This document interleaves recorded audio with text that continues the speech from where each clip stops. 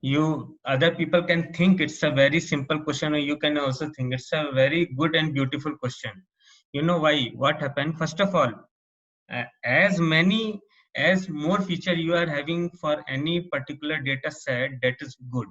Okay, if you are having 100 feature, that is good to consider 100. If you know each and every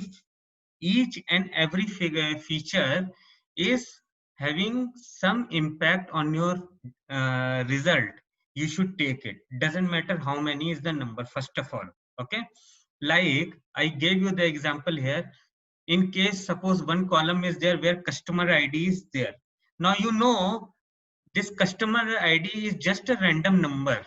Okay, mail id, suppose one column is there for people which is mail id, that is irrelevant, so you should not include that at all. It will decrease the efficiency of your algorithm.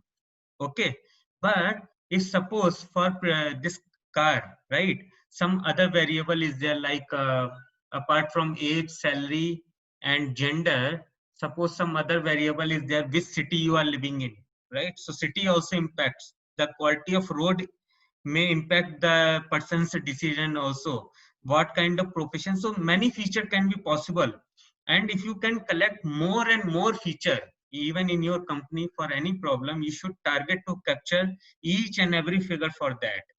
Now suppose you got 100 feature. There's another algorithm which is called as principal component analysis, I think PCA.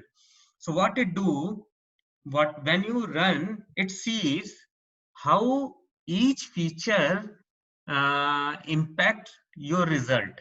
Okay, so suppose some particular feature out of 100%, it covers 50%, more than 50%, one feature. That also happens. Okay, out of 10 you are taking 10 feature. If you combine uh, suppose 3 feature, it may be the percentage of accuracy may be going to 60-65%. Okay, so as you said, shall we try first two, then we try another two, or we try to take different feature and see where I'm getting more accuracy. So same thing that algorithms do for you. It takes and tell you which feature is giving impacting your result more. So what happens, suppose out of 10, if 5 feature only alone is giving you more than 80% or impacting the result more than 80%, okay, so you may go for just 5 also. Okay, so after that it depends what decision you want to take. Actually you are having millions of rows, okay, and suppose feature you are having 15 or 20. So apart from correct accuracy, you also want your prediction to be fast enough. So you can drop some of the feature. If you see that by dropping my accuracy is just changing 5 or 10%, so you can drop that as well. That depends on your decision, what you consider that at that time. That is principal component analysis. Got it, Rishi. Thank you. Hmm. And in that algorithm also, okay, this analysis, there are two kind of algorithms are there. One algorithms first take one feature, then it takes two feature, three feature. Like that, it is like a bottom up approach. It will keep on increasing the number of feature to see the result. Other one is your top down approach. It takes all the feature first, then remove once and see what is the accuracy, then remove another one and see what is the accuracy. So this thing will maybe cover once one round of our this batch is completed. We cover first of all very simple topics. Later on we'll go to tough ones. Okay.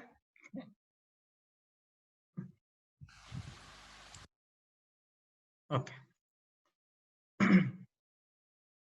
Now naive Bayes. You can see my slide, right? Yes, Rishi. So naive Bayes. First of all, this is based on Bayes theorem. Okay, Bayes theorem, it's like it's probability based algorithm.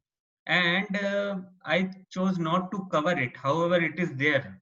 Okay, but maximum people are not interested in the probability actually. That's why I'm not covering it. Otherwise, you can find on my GitHub profile.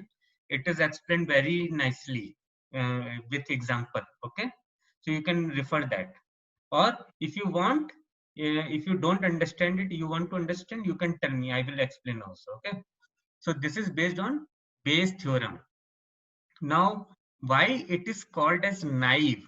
Okay, what happened? This algorithm consider that all your feature, independent feature, impact your result equally.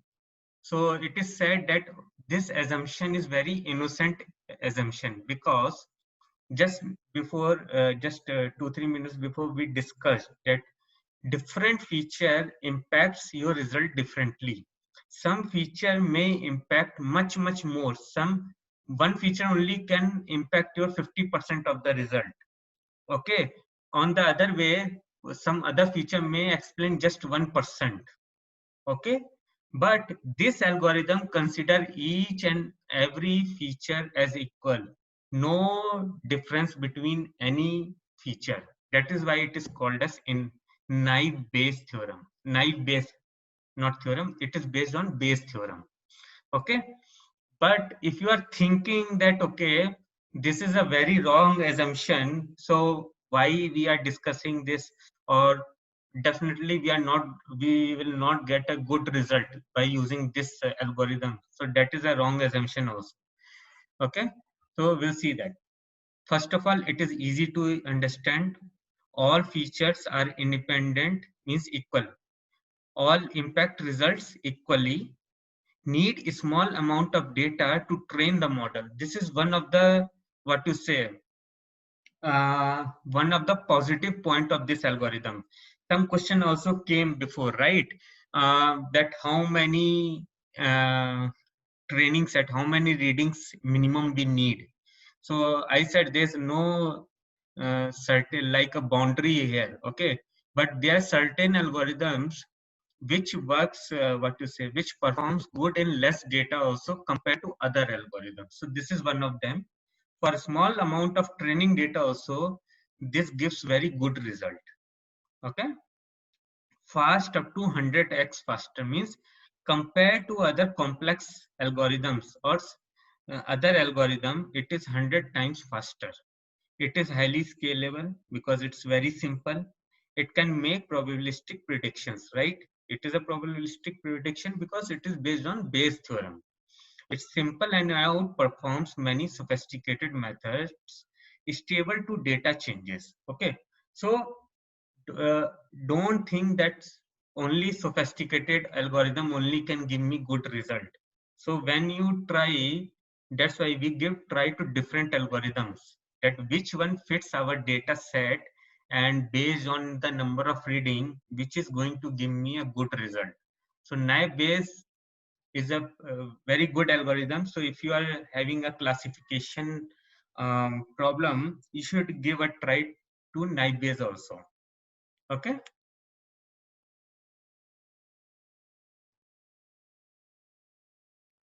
Any question on this?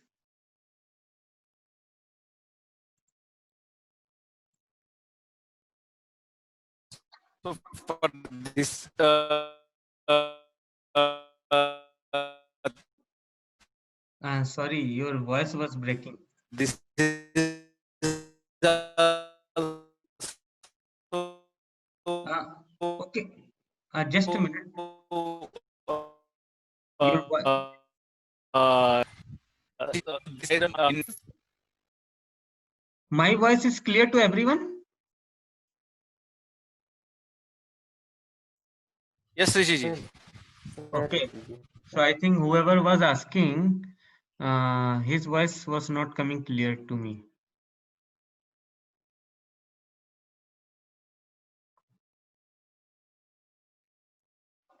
Just trying to open the knife base.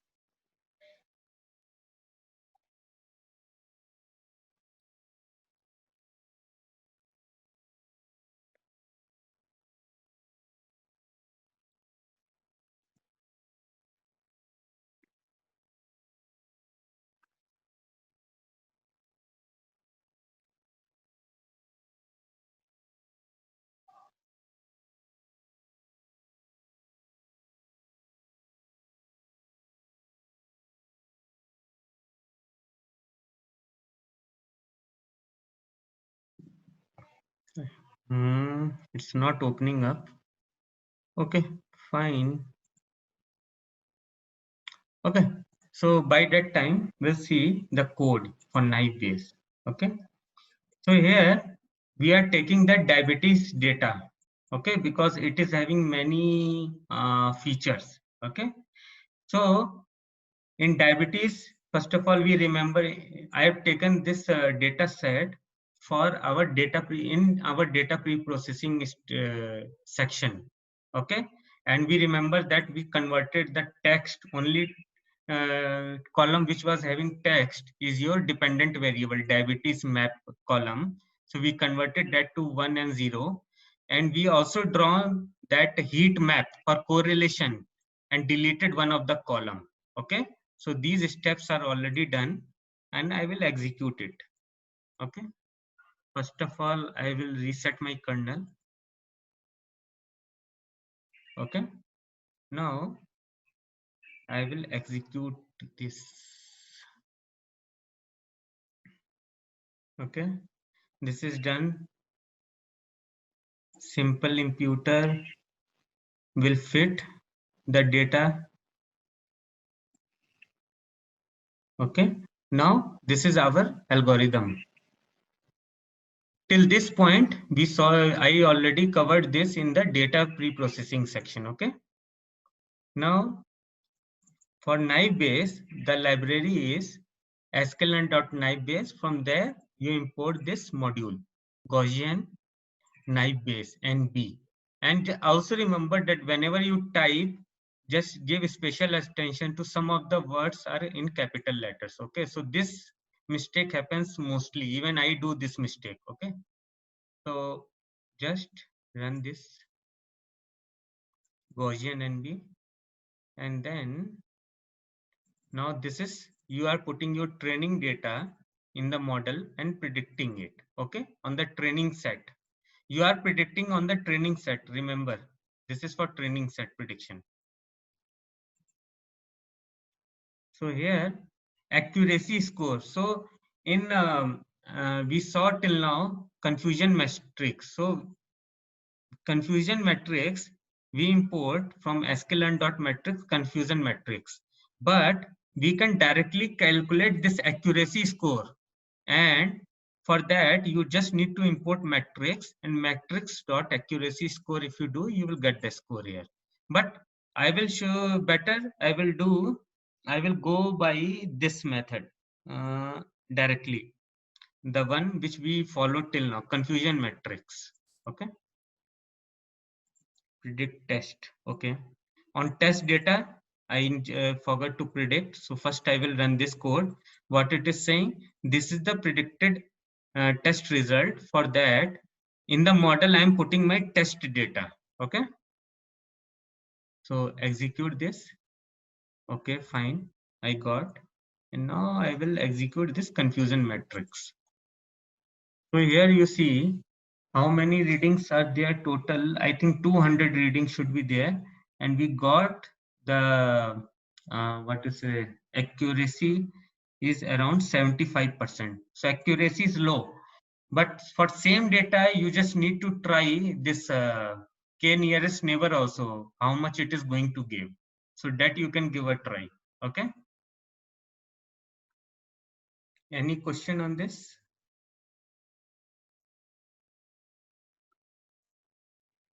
Any question on knife base?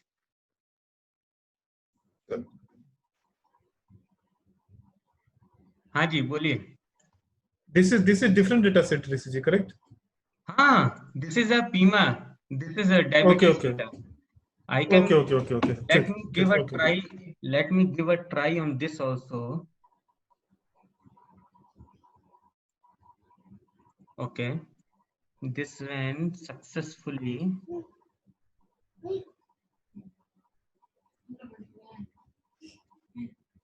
Okay.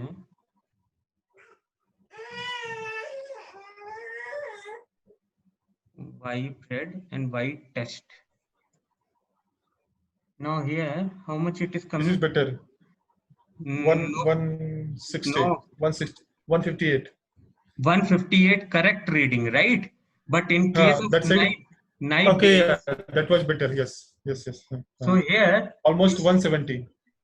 so you can see here that 171 was correct in case of night days, but in case of k nearest neighbor, it is just 158.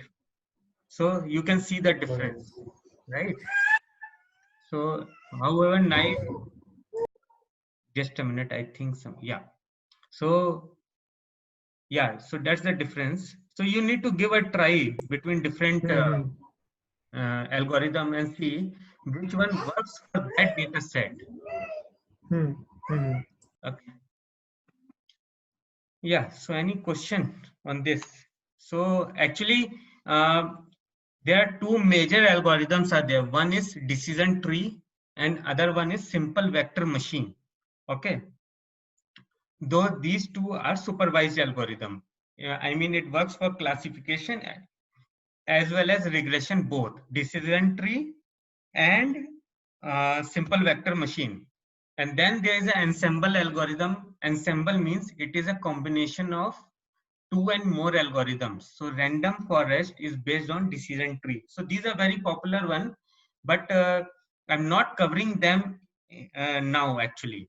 Okay, because I just want to first cover the basic one. Okay, so we will cover that in second round once everyone knows some basics of the machine learning. Okay, then we'll go in deep into other algorithms also. Okay. Yeah, so that's all for today's topic. Now you can ask any question and tell me your experience first of all. If you are attempting the assignment, what difficulties you are getting, okay, or any question, anything related to this course.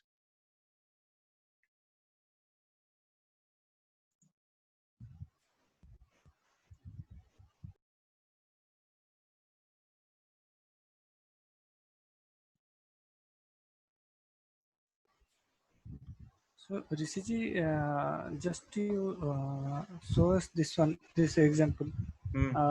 regression model and uh, K-mean classification. So, we need to randomly check which should be correct one or Means between go, regression and yeah, classification. yeah, correct. So, how do we know like which one will be the correct one? So every time we need to analyze in both the cases, or Okay. Okay. See, in the starting I said, right, when you see your dependent variable, okay, if your dependent variable, you see here, uh,